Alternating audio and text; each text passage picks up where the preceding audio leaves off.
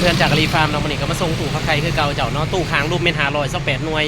เป็นรุ่นสเปคเด้อเจ้าเด้อแต่ว่าเครื่องเกรดดีเจ้าเนาะพัดลมฮาตาลิเด้อใส่พัดลมฮาตาลิ1หน่วยปกติรุ่นท็อปของ528หน่วยเนี่ยจะมีพัดลม2หน่วยเจ้าเนาะหลักกระทั้งผลหมอก2หน่วยแต่ว่ารุดลงมาเนี่ยก็จะใส่พัดลมมัน1ทั้งผลหมอกกัน1เจ้าเนาะเป็นเครื่องรุดลงมาเจ้าแต่ว่าใส่งานดีคือกันหมดเด้อเจ้าเด้อด้านเครื่องเป็นรุ่น176หน่วยเจ้าเนาะลักษณะไข่กันคือ528หน่วยแต่โค้งจะใหญ่กว่าเฮ็ดขนาดใหญ่กว่าเจ้าเนาะเบิ่งรีวิวตื่มในโพสต์เจ้าเนาะเครื่องอารีฟาร์มทรงทุกหัวเด้อเจ้าเด้อหูคางหน้าตาก็เป็นแบบนี้สำหรับไม้อัดหนา 1.5 เซนติดแผ่นพิมพ์กันน้ำเด้อเจ้าเด้อไม้อัดอารีฟาร์มมีแผ่นพิมพ์กันน้ำแล้วก็สำหรับตัวด้านในของมันเขาจะติดแผ่นกันความร้อนทุกหน่วยเจ้าจะมีแผ่นกันความร้อนเด้อเจ้าเด้อบ่ใส่แผ่นกันความร้อนก็ได้เด้อเจ้าเด้อเขาก็จะเฮ็ดราคาลดให้เจ้า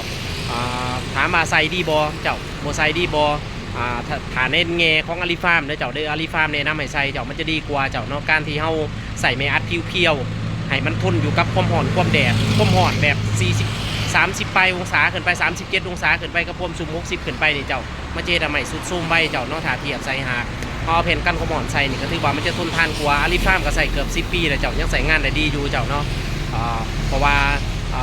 มันรักษาเนื้อไม้รักษาอุณหภูมิได้ดีเจ้าความร้อนความสูงมันบ่กระทบโดยตรงเจ้าสำหรับถังขดหมอกเป็นถังขดหมอกดีเด้อเจ้าเด้อราคาพัดลมเป็นพัดลมฮาตาลิคงพีไข่เป็นคงพีไข่เป็นโลเด้อเจ้าเสาก็เป็นโลละถาดพริกก็เป็นโลเจ้าเนาะเฮ็ดเล็กก็ได้เฮ็ดไม้อัดก็ได้เฮ็ดไม้ธรรมดาก็ได้เจ้าแต่ว่าราคามันจะถึงลงเจ้าราคาแน่นอนว่าราคาถึงลง